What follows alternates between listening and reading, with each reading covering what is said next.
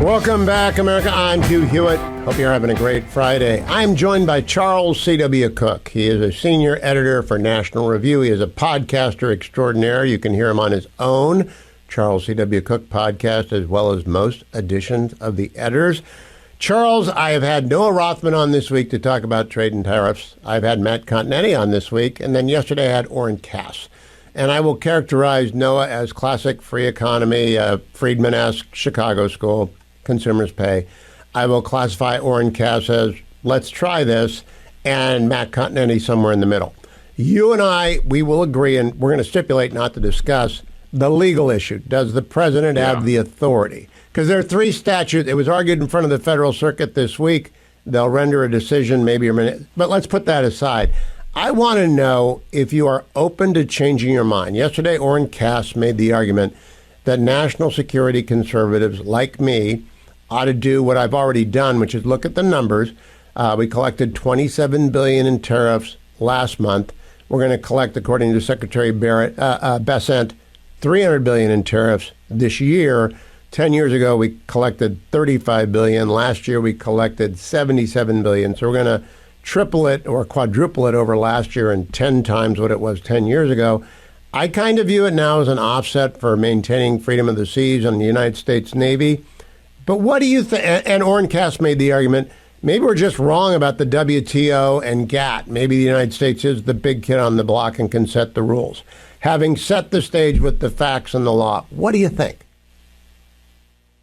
Well, I don't agree with that. I certainly agree with the big dog in the race, but I don't think that means that we need to add tariffs. We could just as easily use our capacity to work toward a more free trade world. I do agree that there is a small amount of room for trade policy where it affects America's defense interests. For example, you do not want to have other countries with an upper hand over you in the development of ships and aircraft, or arguably, as we saw with COVID, material you need in a pandemic.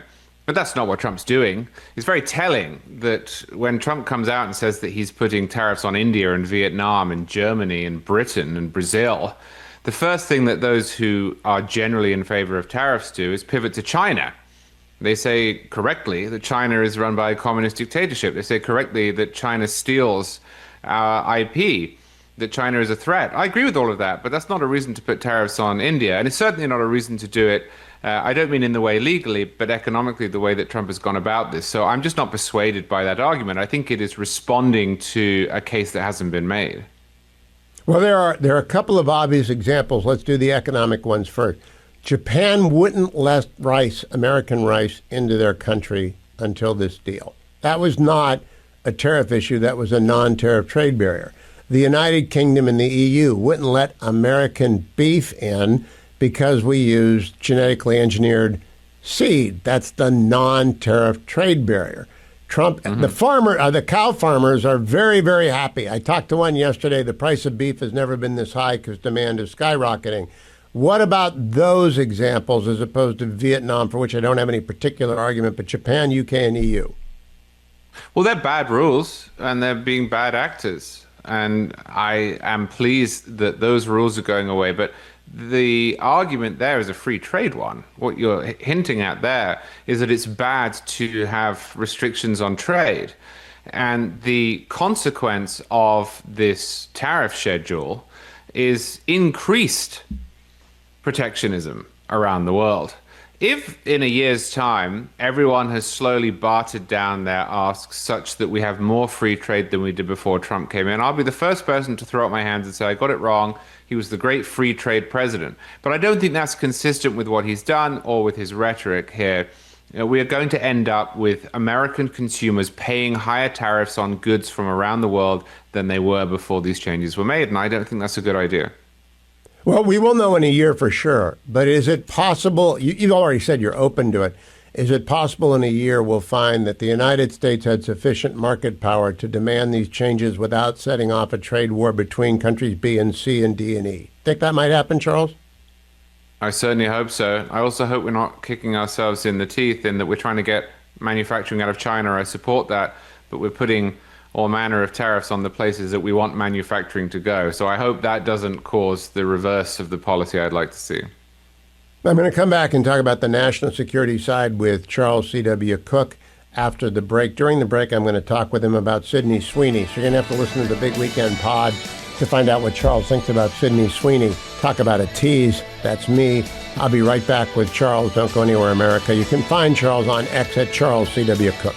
I'm back with Charles C.W. Cook. Charles, I've got 7 grandchildren with me for 3 weeks, so I have no time for podcasts. So I don't know if the Charles C.W. Cook podcast has covered Sydney Sweeney yet, but I'm curious as to your opinion on the controversy.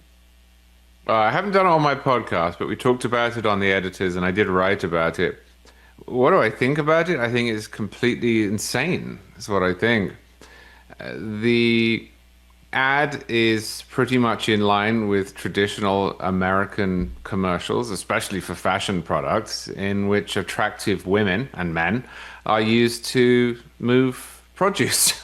That's basically all there is to it. The pun, jeans and jeans, not especially clever, it's not offensive, is implying what we can all see, which is that Sydney Sweeney is very attractive. She's got good genes. Some people are prettier than others. Some people are smarter than others. Some people are taller than others or better at baseball than others. We all know this. To jump from there to this notion that American Eagle and Sydney Sweeney, for some reason that is never explained, are trying to peddle Third Reich era eugenics is just utterly baffling to me. And I've been pleased to see that although it got some traction on the left, American Eagle and Sydney Sweeney don't seem to care at all. No, and neither do Americans. If anything, I believe that there might be even a little marketing going on and generating some controversy in order to draw attention and more free airplay for this. Attachment question. The Democrats they gained the very approved number in Gallup of 8%, the lowest they've ever got. Is it in part because of woke? Sure. They're annoying. People understand that they're annoying. And look, it's true that this was not an argument that was made by a Democratic president, but far too much of the apparatus that people associate with the Democratic Party jumped on board. This argument was made in the Washington Post in earnest. It was made in the New York Times. It was made on Good Morning America. And what you haven't seen is lots of elected officials come out and say, I don't believe that, that's silly. They're still worried that they're going to be primaried from the left. So, yeah, this isn't the Democrats' view, but it is a view that is associated with the Democrats and that they've done very little to dispel. I think that, by the way, you just put your finger on it. The worry about being primaried from the left, which traces its origins to AOC knocking off a longtime Democratic poobah, is what drives a lot of Democratic primaries. How long until that passes through the system, do you think, Charles?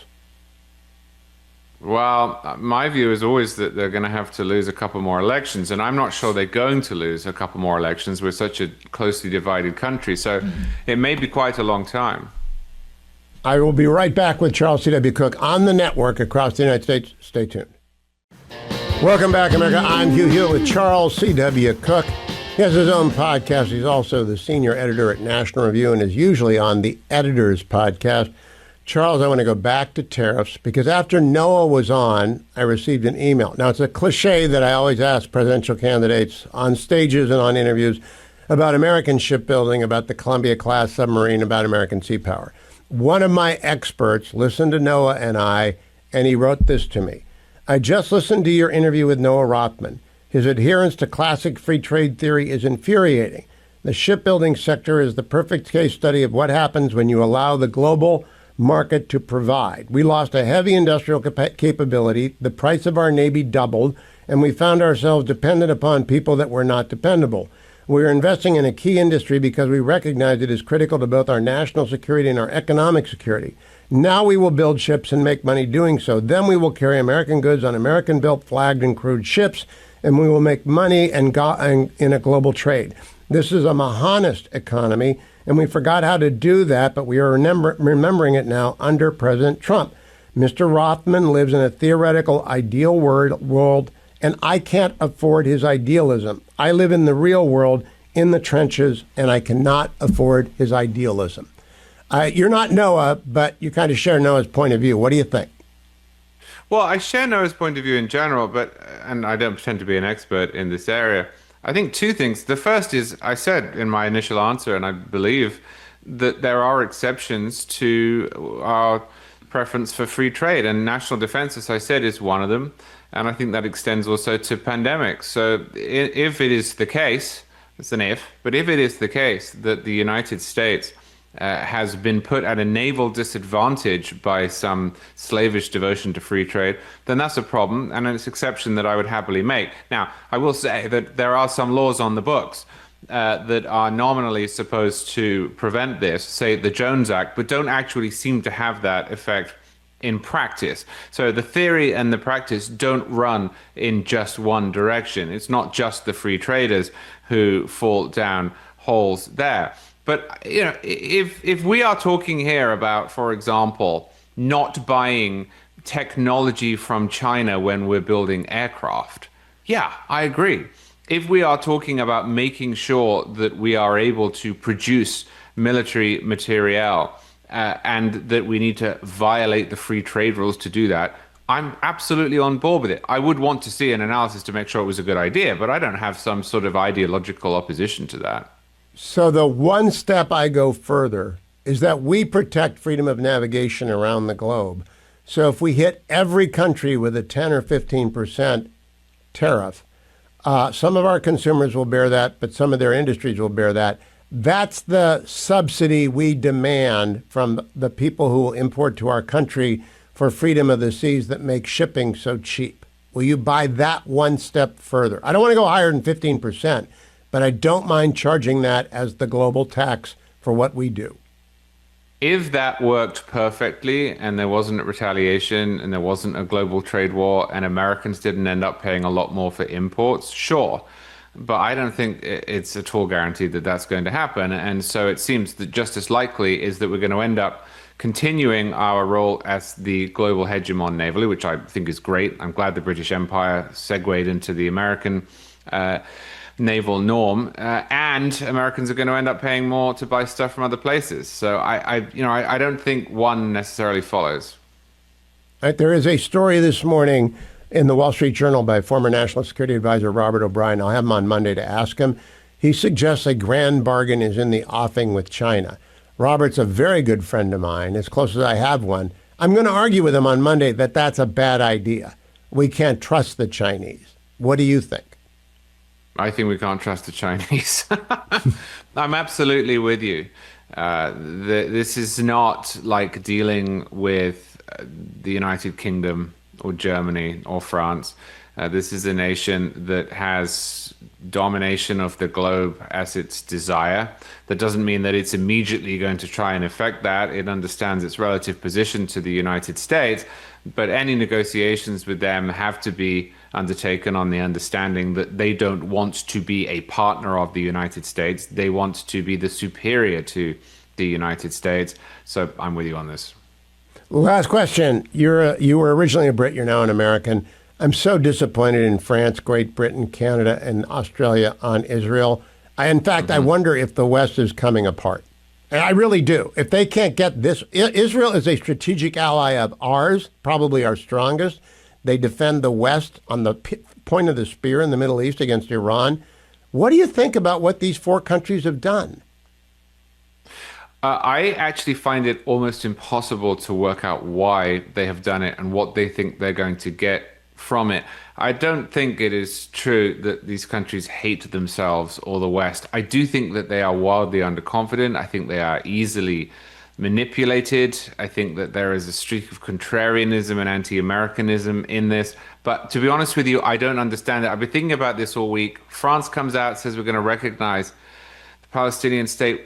Why? I'm baffled. Well, I'm baffled, but I do understand they have large Muslim minorities that are growing, and they are free vote people, and Macron and Starmer. But Starmer won.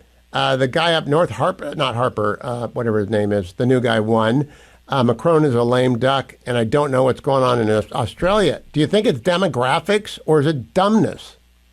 I think it's dumbness. I think it's ideology. I think it's this sort of soft left progressive worldview that is seeped in a lot of those countries, that sees the world as a series of hierarchies and that puts the Israelis at the bottom of the hierarchy because they're rich and powerful to an extent, although threatened, and they're deemed to be white for the purposes of progressive racial classification. I think that's much more of it than demographics, although you make a good point. I think the demographics don't help.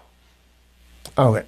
Charles C.W. Cook, thank you as always. Have a wonderful weekend. Follow Charles on X at Charles C.W. Cook. For full shows, live and on demand, it's Salem News Channel.